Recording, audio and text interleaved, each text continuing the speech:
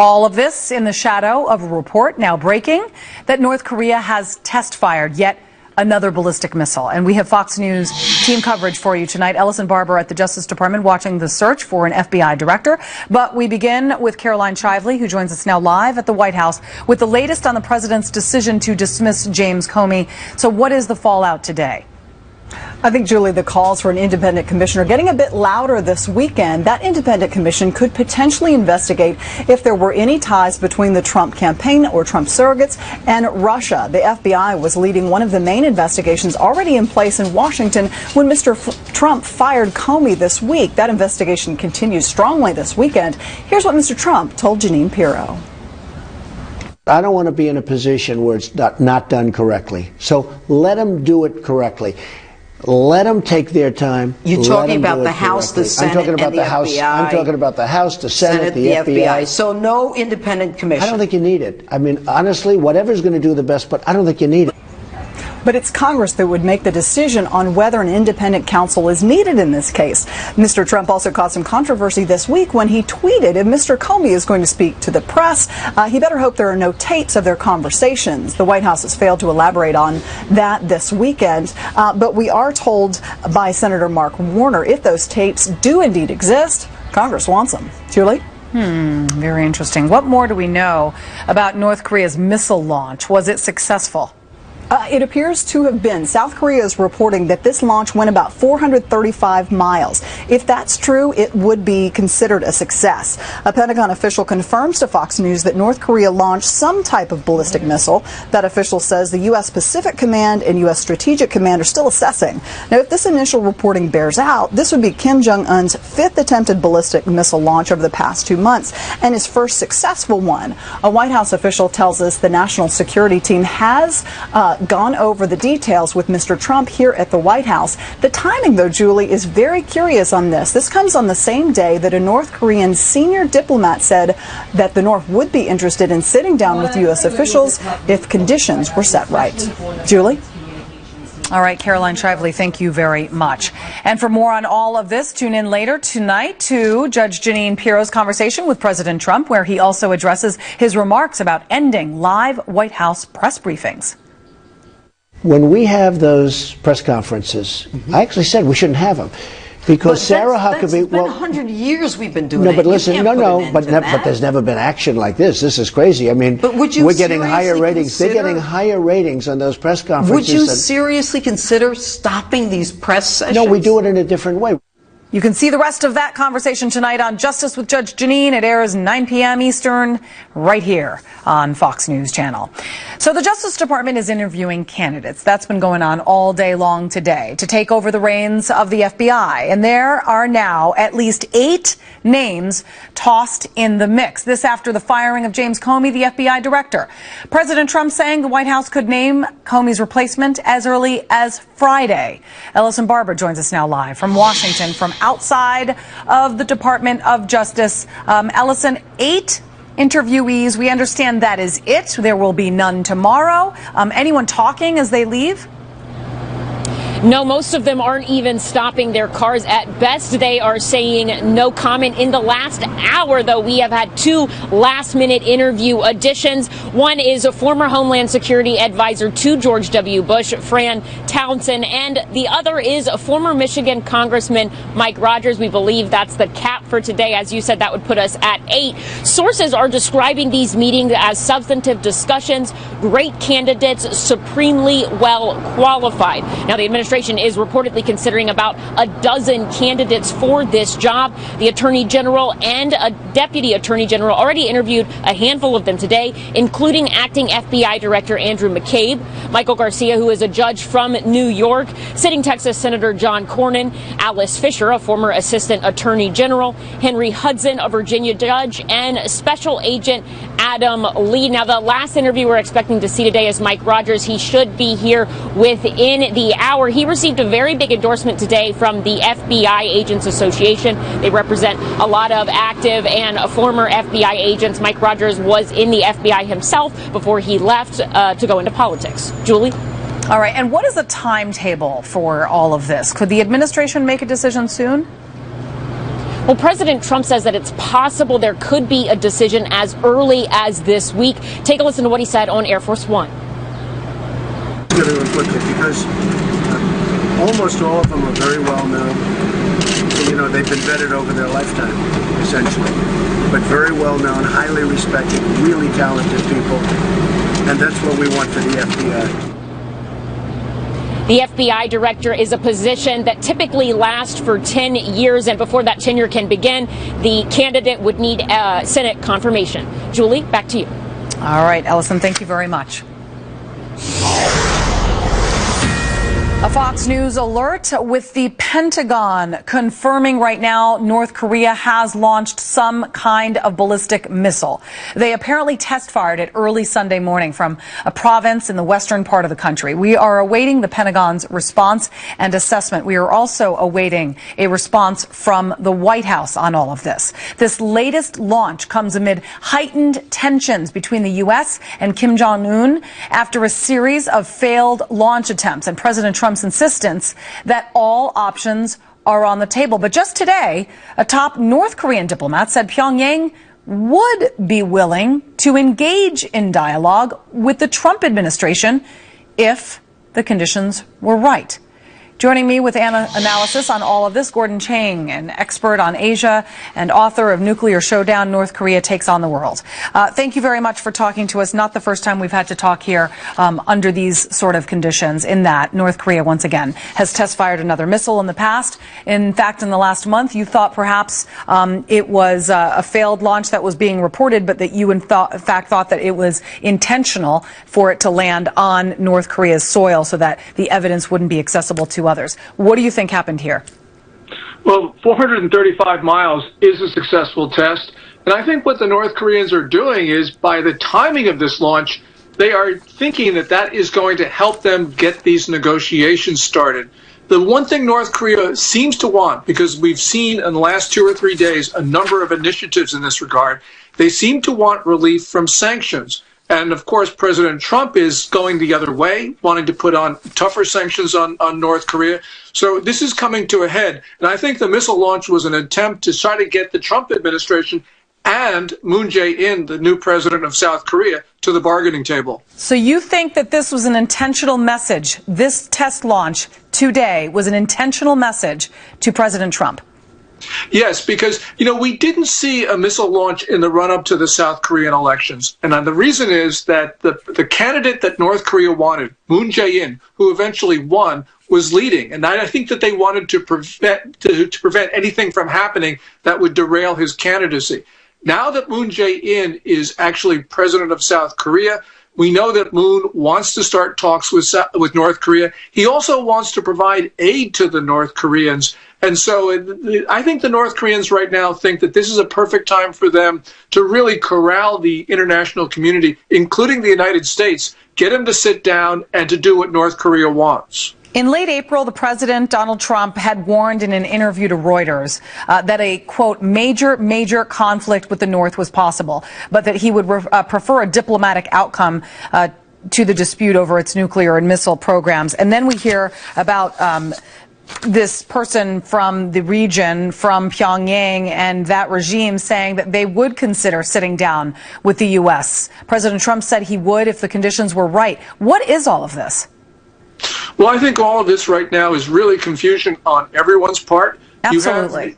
You have the administration right now consumed by the Comey crisis. The North Koreans see that, and I think that they believe that they can give President Trump an out, to sort of give him headlines that he would prefer to have.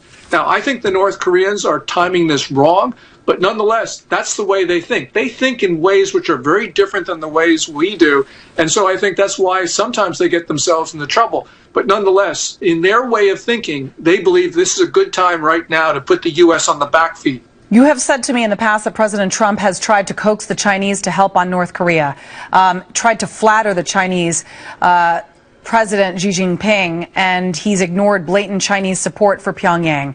What do we do with China? What message do we send to them? And was our message that we sent to Syria strong enough to send a message to North Korea that we mean business? Yeah, I think President Trump needs to give the Chinese a deadline. As you point out, they've flattered Xi Jinping, the Chinese ruler, and also President Trump has flattered Kim Jong-un last week with those messages about Kim being a smart cookie, that Trump would be honored to talk to the North Korean leader. So clearly this is an attempt, I think, to sort of at least establish a dialogue path. But, President Trump has said very clearly that if the Chinese don't help, that if the North Koreans don't disarm, that he will do this on his own and that the United States has the ability to do that. That's a threat, of course, and that's hanging over the heads of the North Koreans, who obviously want to prevent that eventuality. So I think that they're trying to see right now if they can actually sit down and talk. But, the Chinese always have wanted to talk. Now the South Koreans want to talk. President Trump is open to the idea of talking. And so it seems propitious, at least at this point, for negotiations. Right. I think negotiations are premature. You don't talk to the North Koreans until they know they're defeated. We're a long way from that. It's interesting you mentioned South Korea with the first liberal president to be elected recently, and that president actually wanting to talk to North Korea. We haven't seen that. So you've got these three nations potentially in for talks. But, of course, that will take a lot of time and not having to see these sort of blatant disrespect slap in the face to the West as each time Pyongyang goes ahead and test fires another missile. Gordon Chang, of course, great to have you on, and we look forward to the next time. Not to a Pyongyang, obviously, launch, but to our interview. Thank you. Thank you. Right now, hospitals in the UK struggling to restore their computer systems after a massive cyber attack. How healthcare facilities and thousands of other companies fell victim across the globe. Plus, some big names at commencements nationwide, but one forced to drop out after opposition from students and protests against another speaker.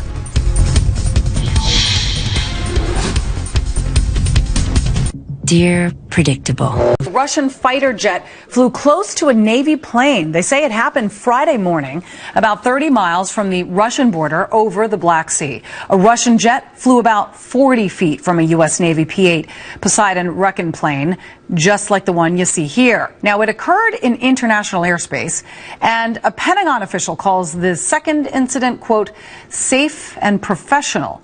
The U.S. has stepped up recon flights over the Black Sea since Russia annexed Crimea in 2014.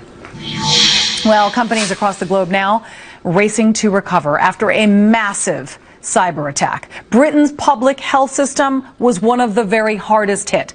But the attack also targeted government agencies and businesses in nearly 100 countries.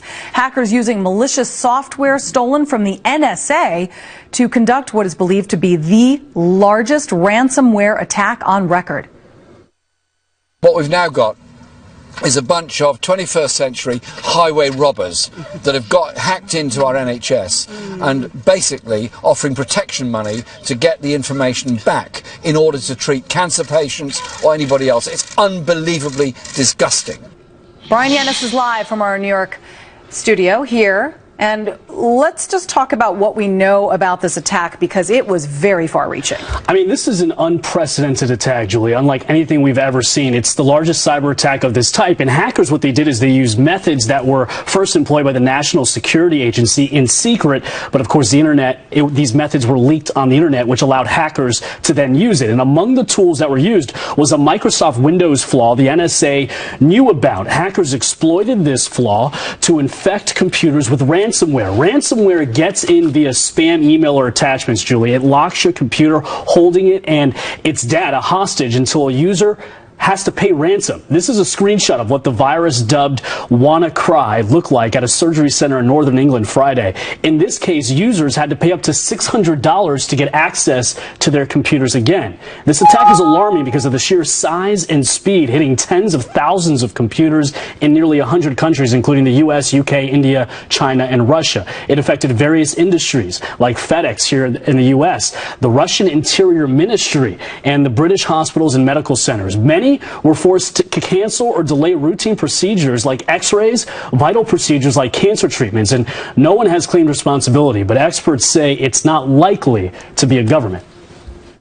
One of the things we have to often ground ourselves in as security professionals is that although we often hear about the nation-state attacks because those become sensationalized in the news, the reality is 80% of what we're dealing with on a day-to-day basis is organized criminal gangs. This is, in fact, one of the largest illegal economies in the world. IBM is assessing the damage, Julie. All right, so how was this attack stopped? And what can people do to protect themselves? Bottom line, amazingly, this attack was stopped by a savvy 22-year-old Britain-based researcher who literally stopped this attack using an $11 domain. This anonymous researcher tweeting, "I will confess that I was unaware registering the domain would stop the malware until after I registered it, so initially it was accidental." Wow. The advice for you, download the latest Microsoft Windows security update on new and old Windows, back up your data, do not open spam. Stay safe out there. There are likely going to be more attacks. All right. Brian Yanis, thank you very much. Of course. North Korea launching a ballistic missile, marking the first provocative move since South Korea's news and their new president took over. We are closely monitoring this. We will bring you the very latest, and we are waiting for the White House to respond. The president has been briefed on the situation. We'll have more as we get it. Plus, what the Pope is saying about President Trump ahead of his visit ahead. Pope Francis answering questions on his upcoming meeting with President Trump, this after a trip to Portugal, where he was greeted by hundreds of thousands as the Pope marks the 100th anniversary of the reported holy visions of Fatima. John Huddy is live in our Middle East Bureau with more. Julie, 500,000 people attended Pope Francis's open-air mass and canonization celebration today in Fatima, Portugal. This is a town, by the way, of about 11,600 people, so you can imagine how absolutely packed it was, but for good reason. The Pope was there to canonize the two shepherd children who said they saw visions of the Virgin Mary 100 years ago in Fatima, Jacinta and Francisco Marto. Jacinta was 7 and Francisco 9 at the time. They say they saw the apparition 6 times between May 13, 1917 and October 13, 1917, along with their older cousin Lucia, who's also on her way to sainthood.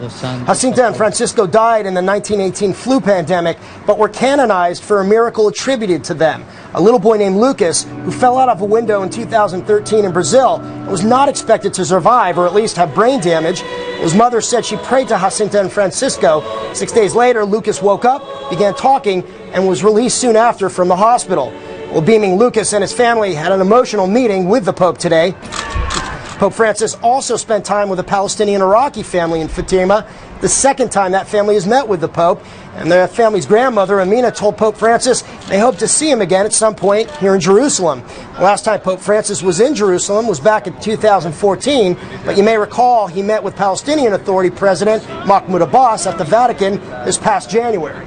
Well, President Trump will be here in Jerusalem and also Israel later this month. And after his visit here, he'll meet with Pope Francis on May 24th at the Vatican. Both leaders have had a strained relationship, contrasting views on many issues. But tonight, on his way back to the Vatican, Pope Francis told reporters he won't try to soften President Trump's views on and policies on immigration or the environment, but instead look for things in common. And when asked what the world can expect from the meeting, the Pope had one word: peace.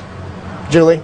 John Huddy, thank you. Federal prosecutors now ordered to pursue the most serious charges against all suspects. That's the word from Attorney General Jeff Sessions. But critics of the policy say it is unfair to lower-level offenders. We're going to explain what that means next. Plus, President Trump goes back to school, offering his advice to the class of 2017.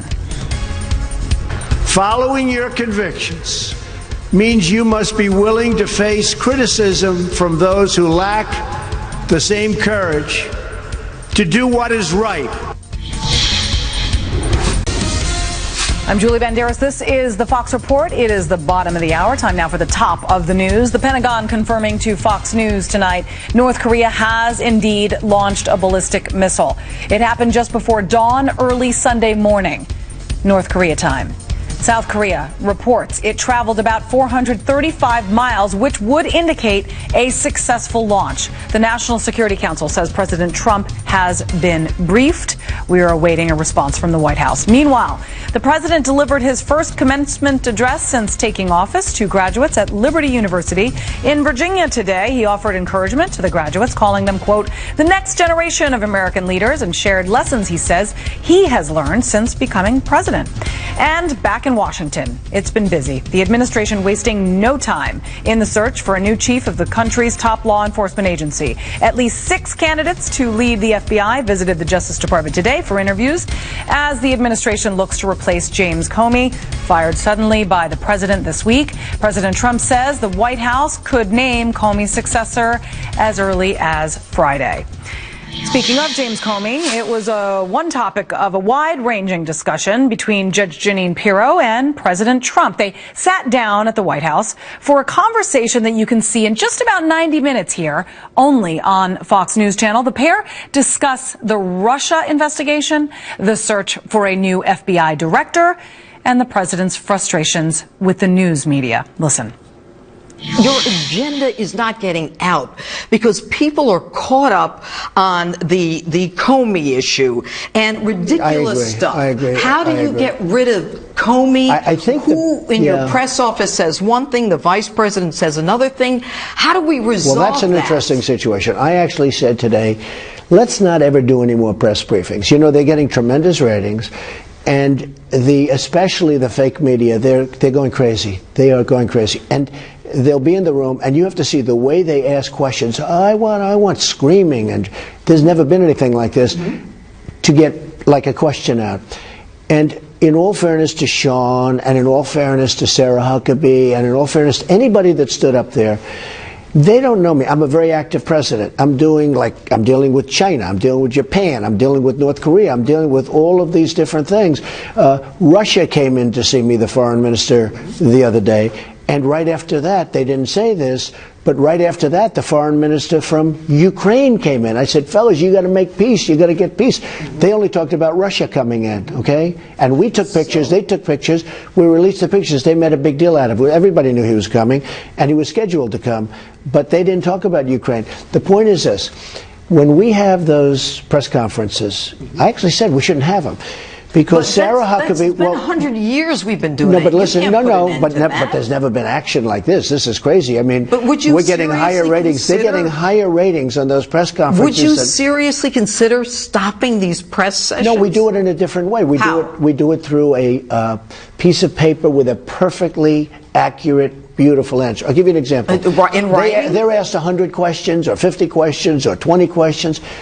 If they get 1 out of 50, just a little bit off, 5%, 10%, 20%, it's the next day it's a front page story in every newspaper. Right. Now, so press conferences weren't even covered for Obama practically. They were on C-SPAN and C-SPAN 2 when, there was nothing going on. But will you put an end to them? Just let me. These press conferences are like the biggest thing on daytime television. They are. Okay? You see the ratings. They're blowing away everything on just about, I think, everything on daytime television. What I'd love to do is stop them. It's not fair to the people. I'll give you, look, I am a very active person. I have a lot of very positive things going on right up here for this country. It's impossible for a person or 2 people or 3 people who are press people to cover every aspect of what I'm thinking and what I'm doing. And I think it's unfair. And if they get it just a little bit wrong, they don't mean to. They're liars. They're liars. They're horrible people. They're liars. The press goes. And it becomes a big story for 2 days or 3 days. And it's very, very unfair to a person in that job. I think that's really a tough job, to be honest, especially for me, because I'm having meeting after meeting. I'm cutting the price of the airplanes with Lockheed. I'm cutting the price of airplanes with Boeing. I'm doing all of these things. I'm making deals for China, with China.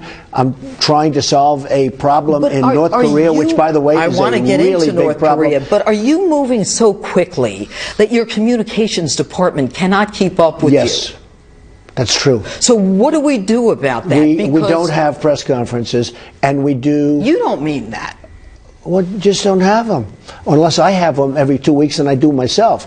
We don't have them. I think it's a good idea. First of all, you have a level of hostility that's incredible. And it's very unfair. Sarah Huckabee is a lovely young woman. You know Sean Spicer. He is a wonderful human being. He's a nice man. Is he your press secretary today and tomorrow? Will he be tomorrow? Sure. He is. He's doing a good job, but he gets beat up. Will he be there tomorrow? Yeah, well, he's been there from the beginning. I mean, is he in the? He's getting where they say he's in the woods. Where the neighbor is? No, he just gets beat up by these people. Remember to watch Judge Jeanine's interview with President Trump right here on Fox News Channel tonight at 9 p.m. Eastern. I have a feeling it'll be a little different than most interviews you've seen him do. Pretty entertaining. That was good stuff.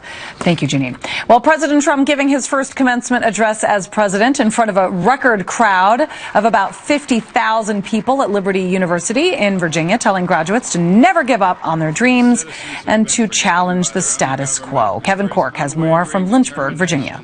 Julie, great to be with you here on the beautiful campus of Liberty University in picturesque Lynchburg, Virginia, nestled neatly among the rolling hills here in the Commonwealth, site of the president's very first commencement address as commander-in-chief. It's actually, by the way, his third visit here to this campus. You may recall he was here not that many months ago as a candidate for the highest office in the land, and today he drew from that personal experience to encourage the students to be themselves, to be bold. Don't listen to the critics and the naysayers, especially now as they look forward to writing their own narratives as young adults. Nothing is easier or more pathetic than being a critic, because they're people that can't get the job done. But the future belongs to the dreamers, not to the critics. We mentioned the overwhelming support the president received here among the crowd. About 50,000 people in all in the stadium and around it taking in the president's remarks this afternoon. He also told the students here, and I thought this was an important note, don't be afraid to be the outsider, because people will always tell you what you can't do, but don't let that slow you down. Carry yourself with dignity and pride. Demand the best from yourself, and be totally unafraid to challenge entrenched interests and failed power structures. Does that sound familiar, by the way?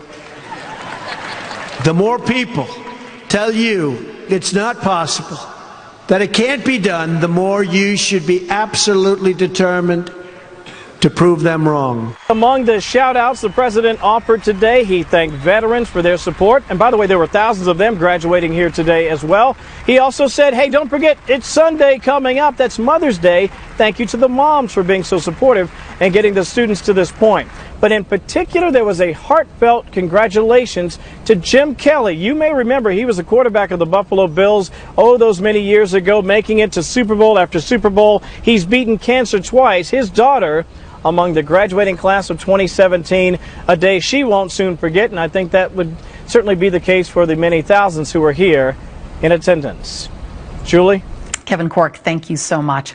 Well, federal prosecutors are now under orders to go after the most serious charges possible for most accused criminals. Now, the move reverses some policies from the Obama administration, which were meant to fight prison overcrowding.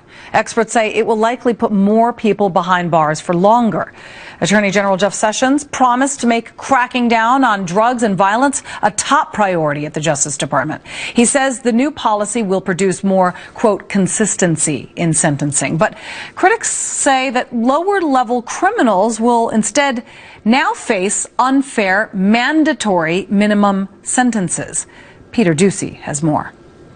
You drug dealers are going to prison. And with that, a Trump campaign promise of law and order became an instruction for America's law enforcement. A two-page memo from the Attorney General to U.S. attorneys warns criminals prosecutors will now almost always pursue charges with the longest possible sentences, and mandatory minimum sentences will even apply to drug offenses with which the last administration tried to be lenient and considered nonviolent. We are returning to the enforcement of the laws as passed by Congress, plain and simple.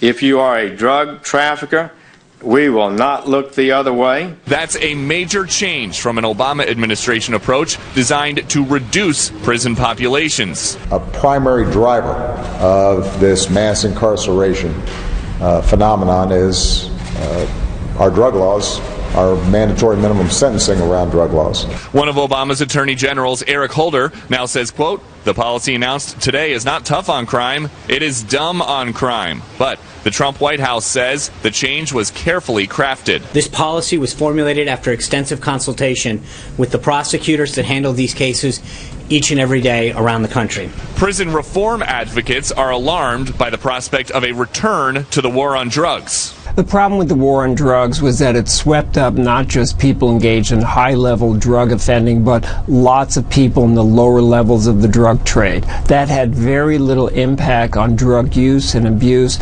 On Capitol Hill, Democrats and at least one Republican are scoffing at this new policy, too. Senator Rand Paul says, quote, "Mandatory minimum sentences have unfairly and disproportionately incarcerated too many minorities for too long. Attorney General Sessions' new policy will accentuate that injustice." But a former federal drug czar sees things differently. When they say, when the Holder crowd and President Obama say go easy on this stuff, they want you to think what they're talking about is some guy sitting in his room toking up on a joint. That's not the kind of cases we're talking about. They didn't prosecute major drug dealing cases, and this has created more of a problem. I was with the Attorney General in West Virginia yesterday when he announced a more aggressive approach to rounding up drug dealers. And now he's saying what he wants to do once they are in custody. Sessions is not proposing any new laws, just saying that this department will no longer pick and choose which ones to enforce.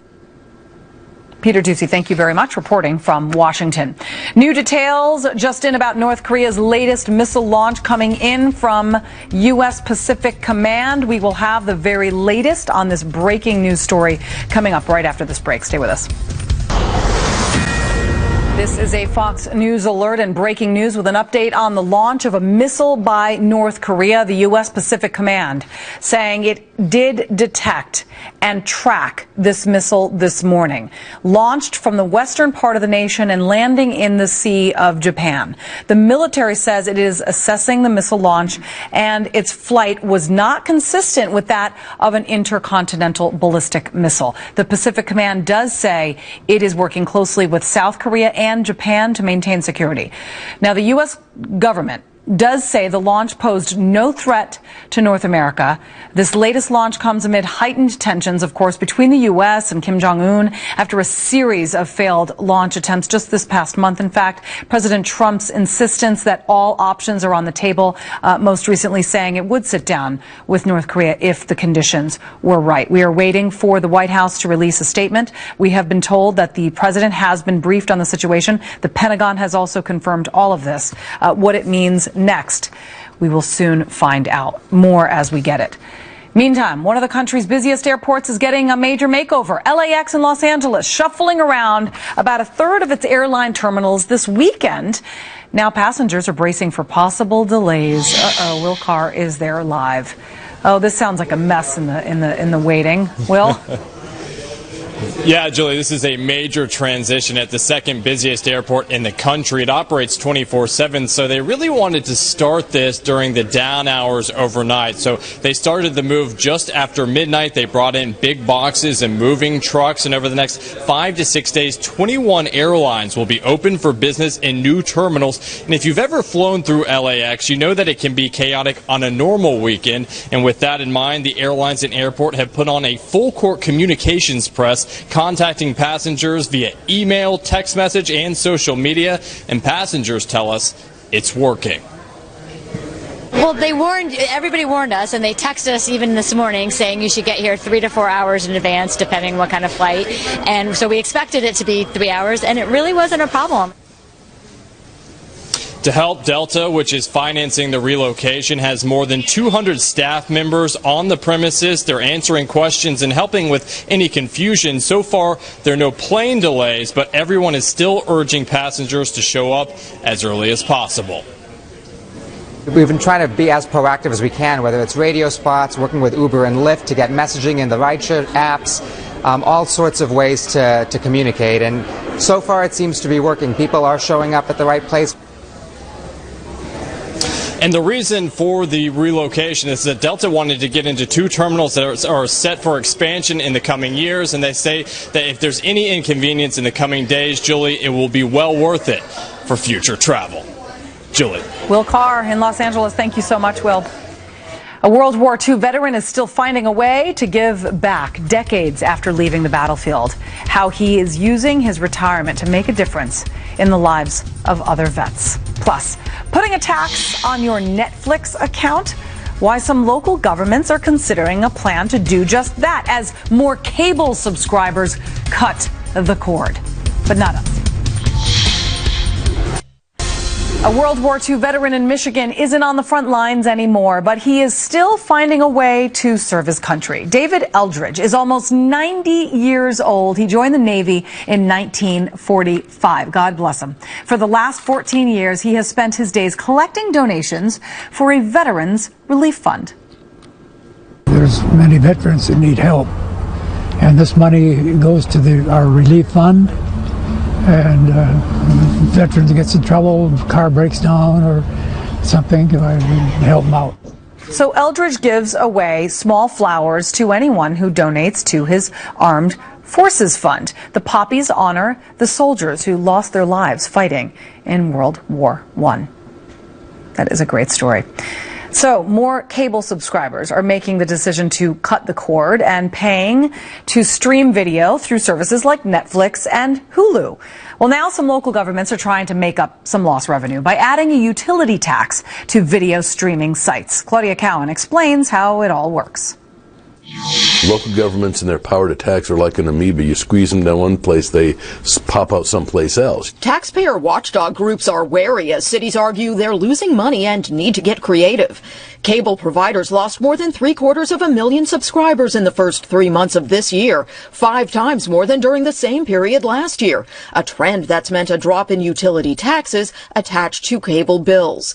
Glendale, California is among those considering increasing user utility taxes, which cover gas, electric, and telecom services, to make up for hundreds of thousands in lost revenue that helps pay for police and other critical services. Not to tax you twice, but to allow that there is a consistent flow of revenue that pays for the services that you as a resident, as a business, as a visitor expect from that local government. Glendale is enlisting the help of cable providers to determine how such a streaming video tax might work, but critics fear a slippery slope when streaming video services are taxed like a gas or water bill. If you allow a city to do that, you're setting a precedent where almost anything on the internet or maybe even off the internet could be considered a taxable under a utility tax, and that's very problematic for consumers.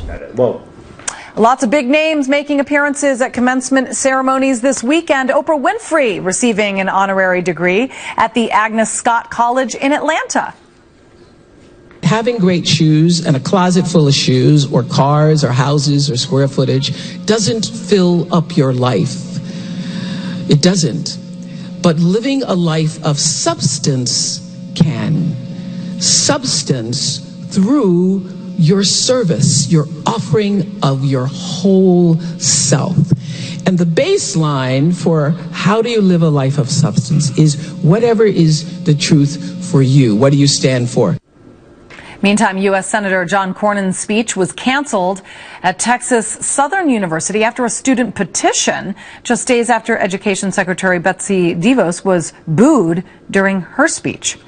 Well, one high school is confiscating all of its yearbooks, apparently. The shocking reason why. Next.